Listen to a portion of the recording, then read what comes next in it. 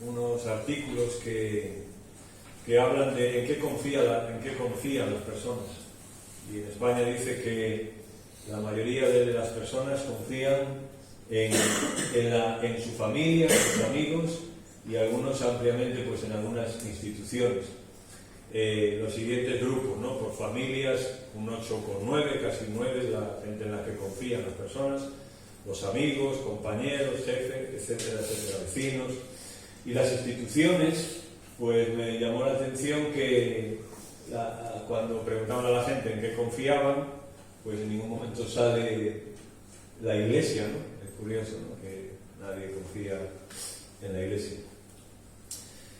David, en un momento dado de su vida, cuando habían llegado y conquistado las cosas que ellos tenían y conquistaron a su familia y una serie de cosas, pues nos dice primero de Samuel que David se angustió mucho porque el pueblo hablaba de apedrearlo, pues todo el pueblo estaba en amargura de alma, cada uno por sus hijos y sus hijas, pero David se fortaleció en el Señor. Una de las cosas que vemos en el rey David es que él siempre se fortaleció en el Señor y siempre confió en el Señor.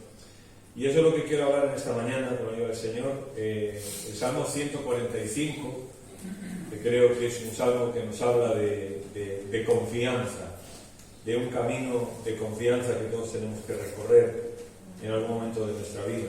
Salmo 145, vamos a leerlo.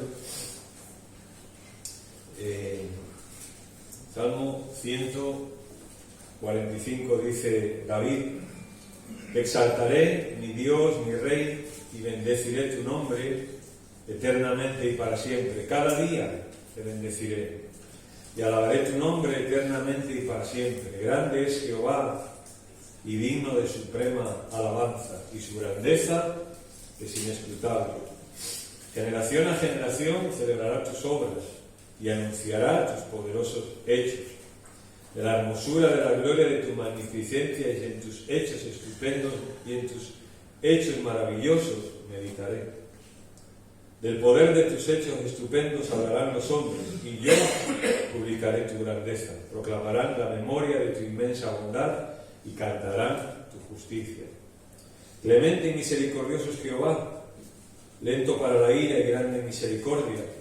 Bueno es Jehová para con todos, y su misericordia sobre todas sus obras. Te alaben, oh Jehová, todas tus obras, y tus santos te bendigan. La gloria de tu reino digan, hablen de tu poder, para hacer saber a los hijos de los hombres sus poderosos hechos, y la gloria de la magnificencia de su reino. Tu reino es reino de todos los siglos, y tu señorío en todas las generaciones. Sostiene Jehová a todos los que caen y levanta a todos los oprimidos. Los ojos de todos esperan en ti. Tú les das su comida a su tiempo, abres tu mano y colmas de bendición a todo ser viviente. Justo es Jehová en todos sus caminos y misericordioso en todas sus obras.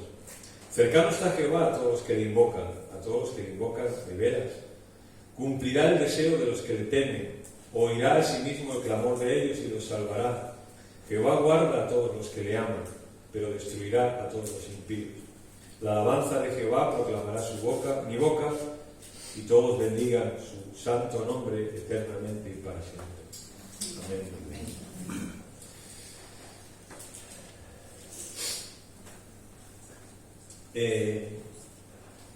Este hombre, Ortega y Gasset, dijo en un momento de su vida: yo soy yo y mis circunstancias.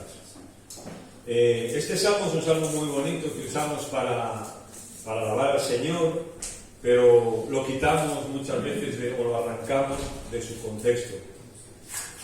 Algunos piensan que David escribió este salmo en un momento de alivio para él y entonces es capaz de decir estas cosas.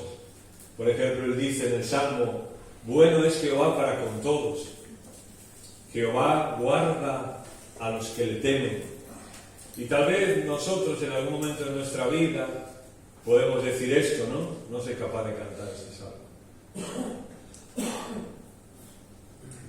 Porque a veces la vida es como es. Y un salmo de alabanza como este nos puede costar cantarlo. Nos puede costar cantar que Dios es bueno, que Dios nos protege, que Dios está siempre ahí, que confiamos en el Señor y somos felices en Él, que sus obras son estupendas y maravillosas. Pero yo muchas veces tengo que lidiar conmigo y con mis circunstancias.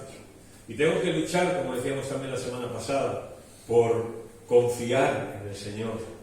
La fe no es algo abstracto. La fe no es algo que, bueno, yo pongo mi fe y punto. La fe es la relación entre dos personas. Yo y Dios. O Dios y yo. Y muchas veces la vida y nuestras circunstancias pueden cortar esa conexión.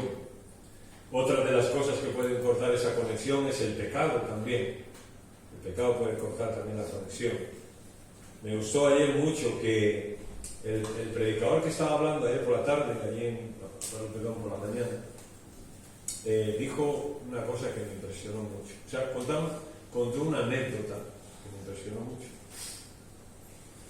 Y es un chico, no voy a dar detalles, pero un chico que tenía problemas en su vida, un hábito malo en su vida, ¿no? Y él le habló a este hombre diciendo que por favor que orara con él, porque él no podía orar, no podía presentarse delante de Dios y decirle algo con su vida como estaba. Y este hombre empezó a orar con él. Y el muchacho le interrumpió y le dijo, no, lo que estoy diciendo es que tú hagas la oración para que yo pueda repetirla. Porque a él ni siquiera le salían las palabras para decirle nada al Señor.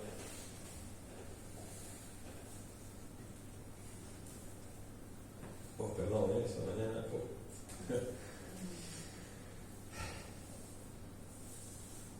Y yo dije, ojalá.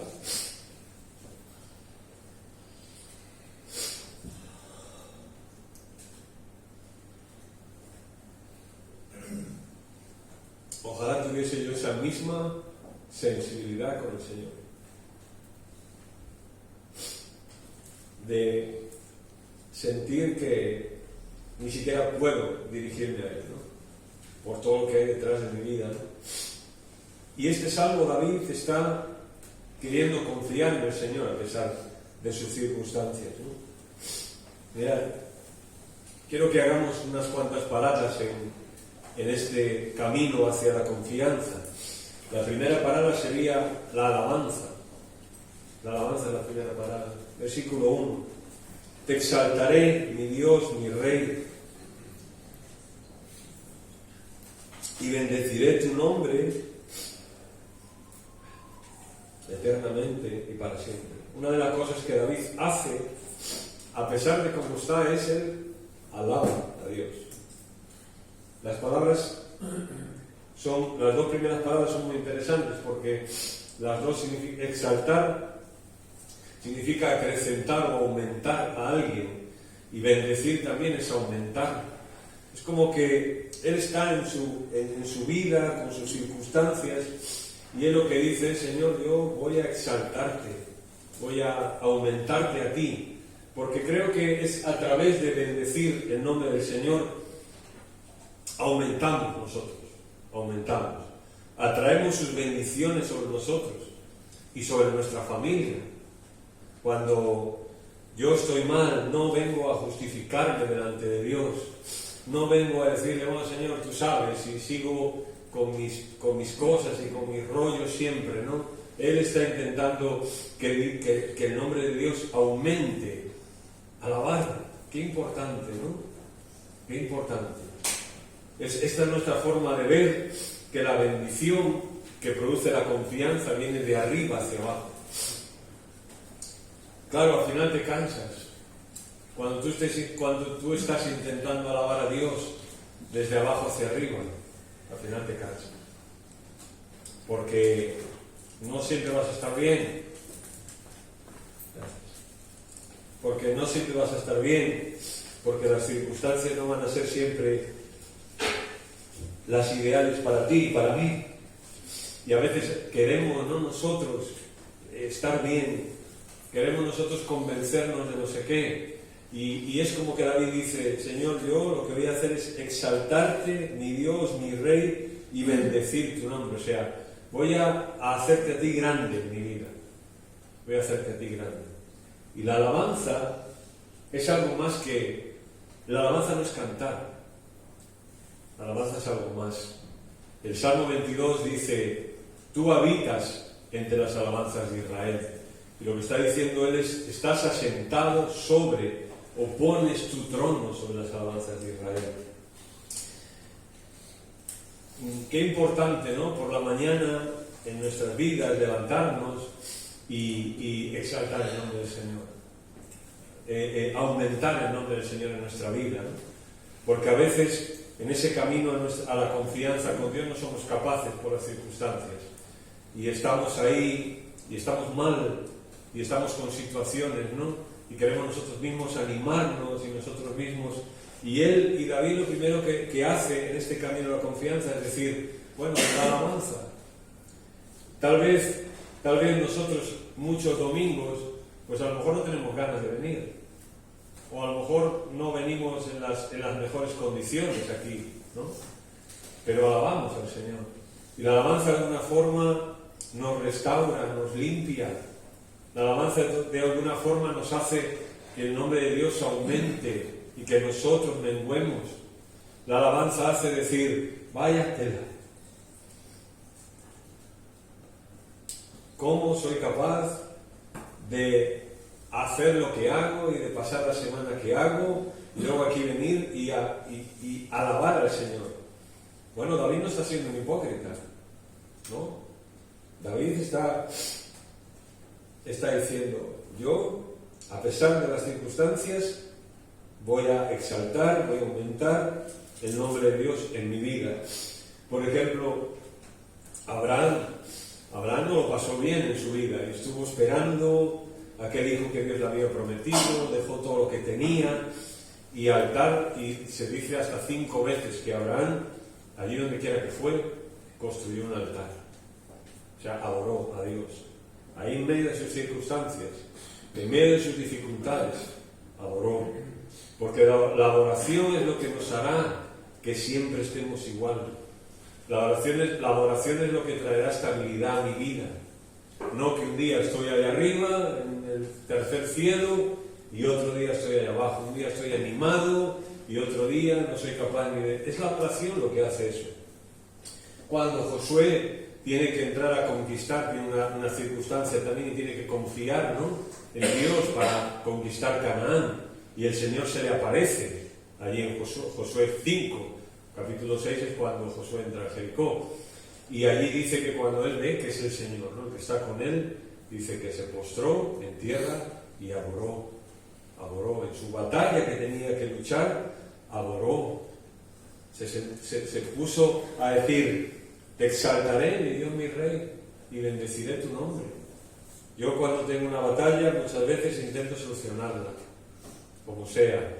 Intento ver a ver cómo puedo arreglar eso, ¿no? Y Josué no, Josué adora a Dios, se postra delante de Dios.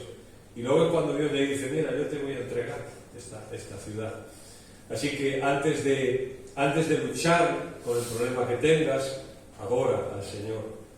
Pablo tenía un problema de físico posiblemente, un problema en su salud, en su cuerpo.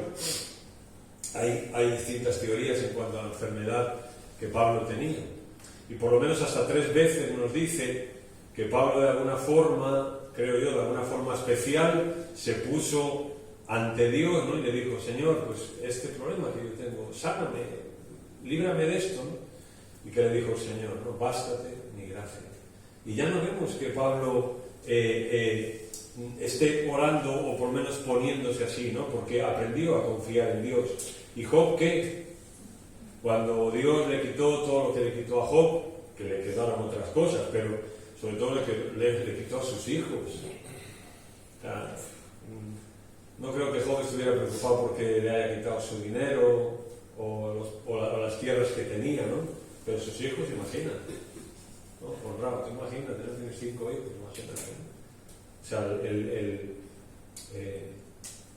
el vacío y lo que puede traer eso a tu vida, ¿no? Imagínate. Y dice, Job se levantó, rasgó su manto, trasquiló su cabeza y se postró en tierra y adoró. La primera parada para poder confiar en Dios es la adoración, es la alabanza. Es aprender a engrandecer el nombre de Dios en nuestras vidas. Nosotros no somos el ombligo del mundo. Y a veces, lo vamos a ver también la semana que viene, a veces el Señor tiene tratos con nosotros, ¿no?, para lograr cosas. En el capítulo, la alabanza es reconocer que hay algo más grande que lo que yo pueda entender y manejar. Y eso me lleva a confiar en Dios, ¿no? En ese sentido, Eliú, en su discurso, en las palabras que él dirigió a Job, dijo varias veces estas cosas, ¿no? Dijo, Dios es grande, pero no desestima a nadie. Dios es excelso en su poder. Dijo, Dios es grande y nosotros no lo conocemos. Dijo, no se puede seguir la huella de sus años. Dijo, por más que el hombre razone, quedará como abismado. Y como un resumen Eliú de todo esto dice, conocer los caminos de Dios, estas cosas solo son el borde de sus caminos. O sea, la cuneta, ¿no?, de sus caminos, ¿no? No conocemos nada de lo que Dios tiene. Y Job en el capítulo 42 le hace caso a Eliú. Y él al final dice, yo conozco que todo lo puedes. O sea, al final Job aprende a confiar en Dios. Dice el versículo 4, generación a generación celebrará tus obras y anunciará tus poderosos hechos. Mirad qué interesante. El término que el salmista usa aquí para celebrar es un término que es yesabach, y ese término indica que algo se hace mejor. Que algo se hace mejor. Lo explico. Es decir, si yo alabo a Dios, de alguna manera me estoy haciendo mejor. Esa es la idea de David. Cuando dice, generación a generación celebrará tus obras. Es decir, cada generación que va avanzando y va viendo las obras de Dios, cada año que va pasando, cada experiencia que vas pasando en la vida y vas viendo las obras de Dios, eso te hace mejor.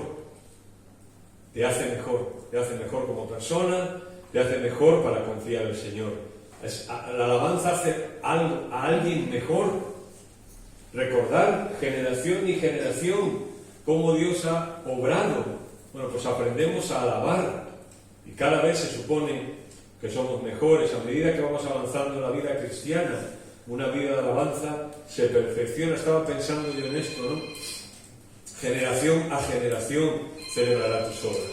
Y es verdad, o sea, cuando tú te pones a pensar en el pasado, es como que el Señor trata así, ¿no? Te pega un par de guantás porque tú estás pensando en lo que ahora tienes y en tus circunstancias y todo, pero cuando tú echas una vista atrás, ¿no?, puedes decir esto, ¿no? Generación a generación celebrarás tus obras.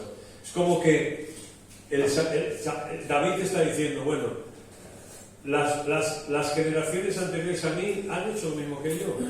Y Dios ha estado con esas generaciones. Pues lo mismo con nosotros, ¿no? Segundo lugar, muy rápidamente, ¿vale? Voy a ir super mega extra rápido. Segunda parada de la confianza, yo digo que sería mirar el bien. Mirar el bien siempre. Es decir, no mires al mundo por temor. No bases en el temor tu relación con Dios. Bueno, mira cómo soy, y no sé qué, y no sé cuánto. No basemos en el temor nuestra relación con Dios. Siempre estamos iguales, siempre estamos, Señor, perdónanos, Señor, hay que ver cómo somos, Señor, qué desastre somos, Señor, es que siempre estamos arrastrándonos, súper pesimistas siempre, viendo siempre lo peor, viendo siempre que no van a salir bien las cosas. Yo el primero, y David lo que va a decirnos es, no bases, no veas la vida en el temor. Mira el versículo 7. Proclamarán la memoria de tu inmensa bondad y cantarán tu justicia. Es decir, al final lo que queda es la bondad de Dios. Lo que tiene que quedar en nuestras vidas es la bondad de Dios. No podemos andar en nuestra vida siempre con lo mismo, siempre andando en la carne, siempre de esa manera en la que estamos. Y David está escribiendo un salmo y está diciendo, oye, las generaciones han celebrado esto, y al celebrarlo se han hecho mejores, y Dios ha ido trabajando en sus vidas. Y cada generación, ¿no? Tú vas avanzando, cada año que va pasando. Y al final dice David, pues lo que va a quedar es la bondad de Dios. O sea, quédate con la bondad de Dios, aprende a mirar el bien, aprende a mirar el bien. Eso es lo que está diciendo, ¿no? Siempre, dice David, clemente y misericordioso es Jehová, lento para la ira y grande en misericordia. Mira qué interesante, siempre hay algo bueno en todo lo que Dios hace, siempre, siempre. Y esa es la confianza. Aunque esté pasando una prueba dura en mi vida, siempre hay algo bueno en todo lo que Dios hace. Clemente y misericordioso es Jehová. Mira, la palabra clemente, la Reina Valera la traduce como clemente, pero realmente es la palabra piadoso. Piadoso y misericordioso es Jehová. Y la palabra piedad viene de una raíz hebrea que significa gratuito. O sea que cuando dice que Dios es piadoso, es que esa es una característica que corresponde a su gracia. Es la necesidad de reconocer la bondad de Dios para todo. Que al final en la vida todo será para bien. ¿Qué les dijo el Señor al pueblo de Israel antes de entrar al desierto? El Señor te sustentó con maná en el desierto, comida que tus padres no habían conocido, afligiéndote y probando, para la postre, ¿qué? Hacerte bien. Y digas en tu corazón tal, pero para la postre, hacerte bien. Siempre hay algo bueno en todo lo que Dios hace. Siempre podemos sacar una lección positiva. Siempre podemos rescatar de todo lo que nos pasa la piedad de Dios, la gracia de Dios. Siempre podemos esto recordarlo. En tercer lugar, en este camino hacia la confianza sería ver las bondades de Dios. Ser capaz de ver las bondades de Dios. Aunque la mayoría no las vea, tú y yo tenemos que buscarlas y encontrar en esas bondades la confianza. Mira lo que dice el 14. Sostiene Jehová a todos los que caen y levanta a todos los oprimidos. Y David usa una figura muy interesante que la vais a entender. Cuando tú ves una persona por la calle que es evidente que esta persona tiene una depresión, ¿no? Y muchos de ellos están en tratamiento, ¿no? ¿Cómo va caminando?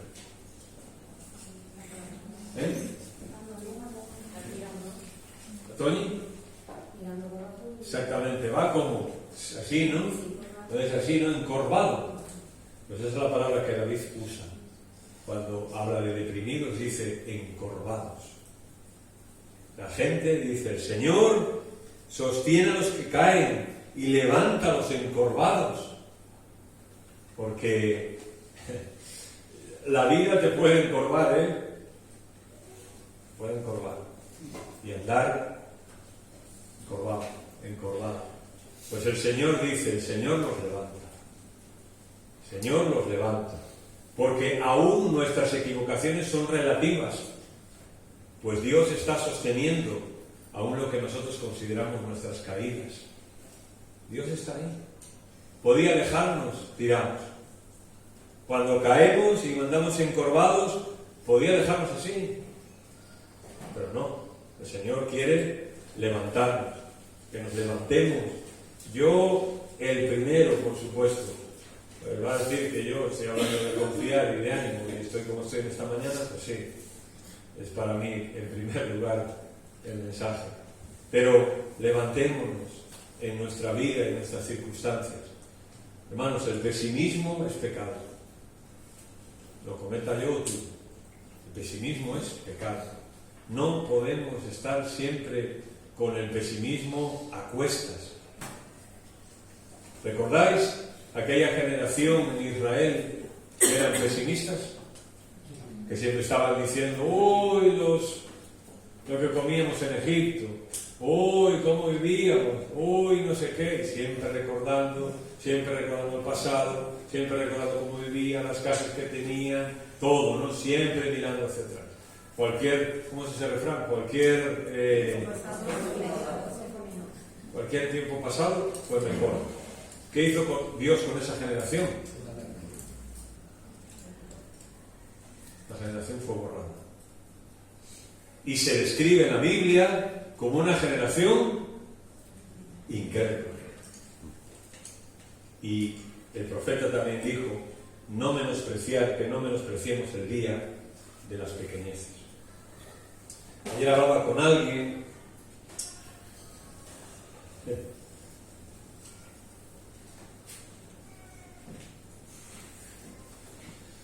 de algunas circunstancias y estábamos los dos ahí hablando y bueno, al final acabamos como hablamos los dos, pero estábamos hablando de eso, que muchas veces nos puede pasar dos tipos de cosas, ¿no? Como personas, como familias, como iglesia, como pueblo de Dios también. Vivir o en el pasado o en el futuro. Vivir en el pasado, porque fue mejor, es que antes no sé qué, es que antes éramos más guapos, antes hacíamos más cosas, antes teníamos más recursos, antes hacíamos de otra manera, no sé, eso es un problema, ¿no? Pero también, un problema también es ver hacia el futuro, ¿no? Es decir, uy, a mí me gustaría que las cosas fueran, uy, cuando Dios haga no sé qué, cuando nosotros seamos tal, cuando todos nos animemos a no sé qué, cuando cambiemos todo. Y estamos, es el mismo defecto. Y estamos, esta persona y yo, diciendo, hay que ver las cosas que hace Dios hoy. Las cosas que hace Dios hoy. No ni las que ha hecho ni las que hará, sino las que hace hoy. Valorar las cosas que hoy hace el Señor. Tú te has levantado, ¿verdad? ¿Qué ha hecho el Señor por ti hoy? ¿Nada? ¿Manuel? Mucho. ¿Tiene una? Mucho. Pues darme vida, el poder estar aquí otra vez. Darme vida. ¿Qué más? O sea, ha hecho el Señor por vosotros hoy. Permitirte adorarlo.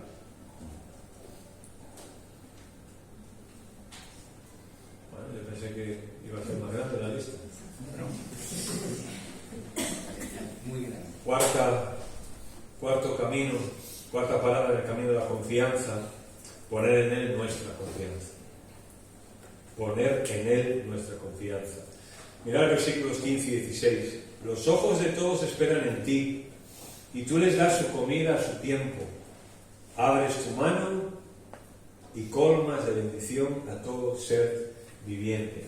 Cuando los judíos van a comer, en muchos momentos recitan o recuerdan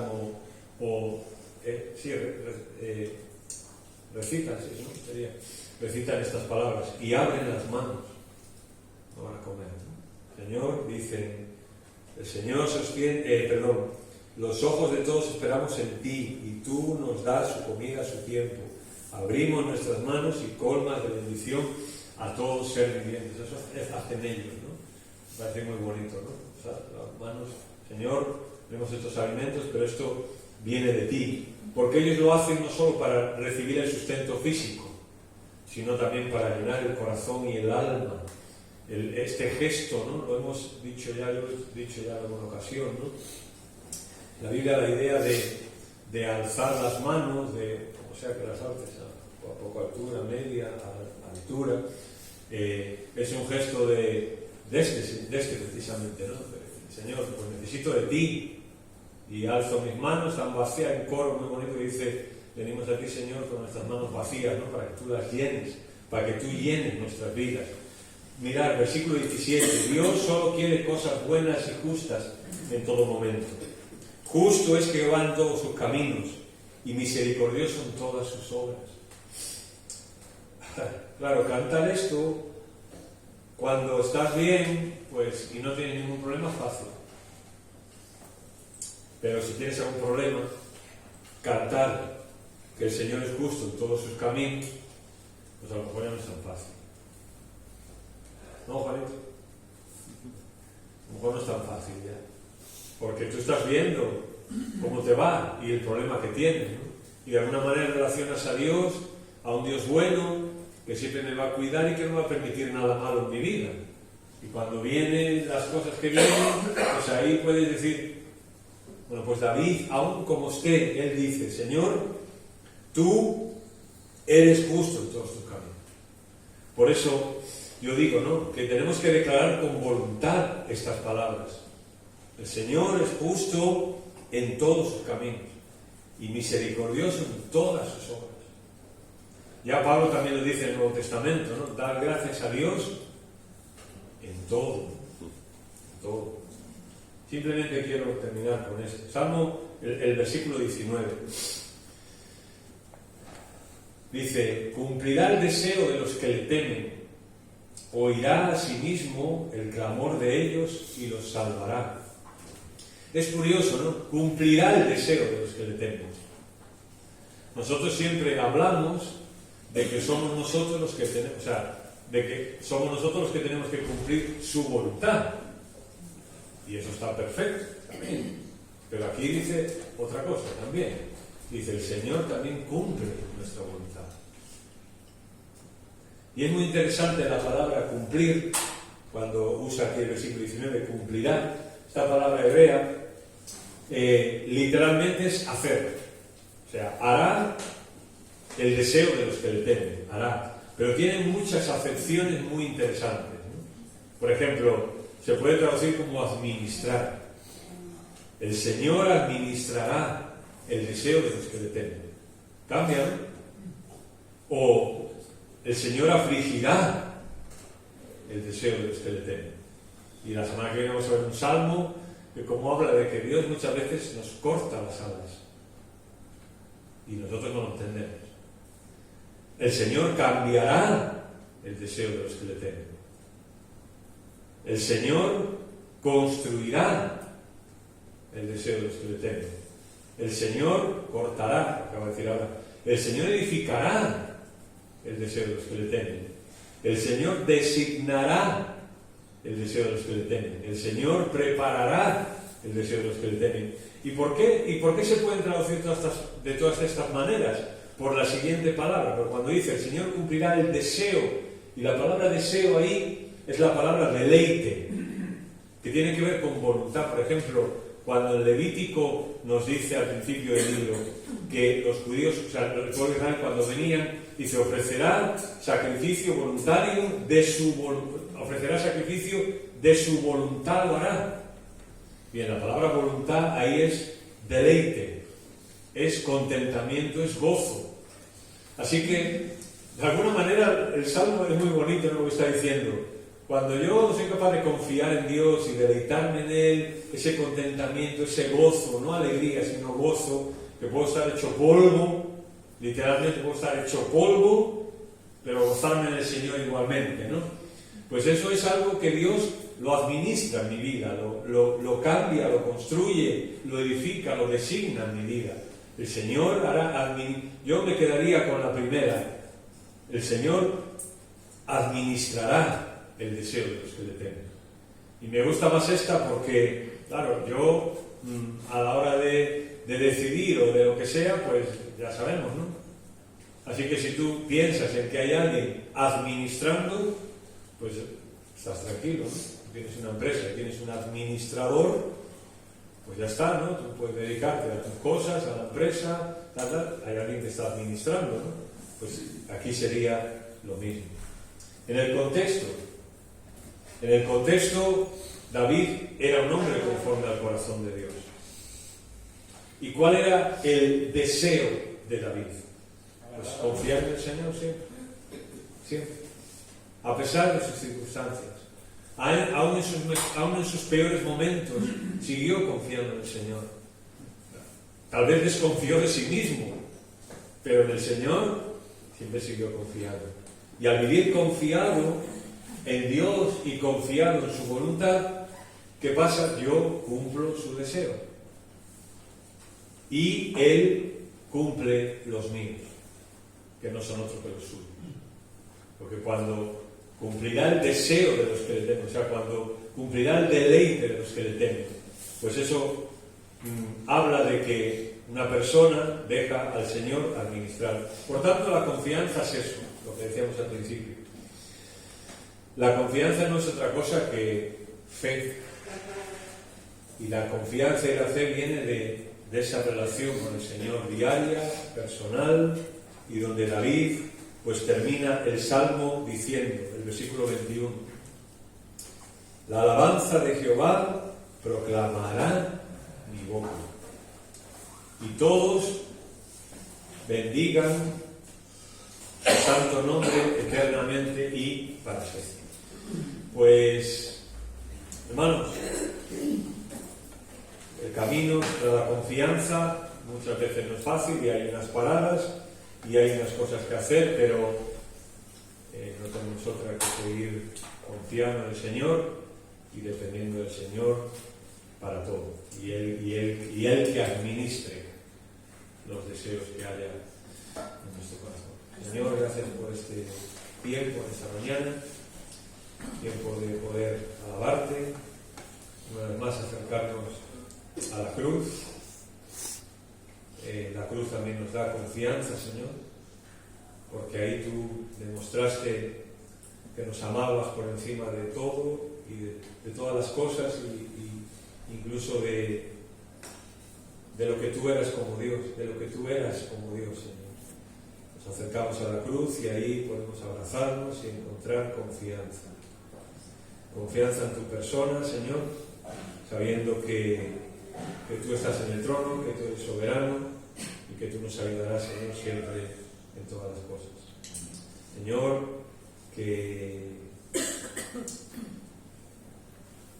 cada uno de nosotros, nuestro deseo, Señor, sea deleitarnos en ti, contentarnos en ti y gozarnos en ti, Señor, y que lo demás pues vayamos caminando cada día a tu lado y que tú nos bendigas en toda esta vida.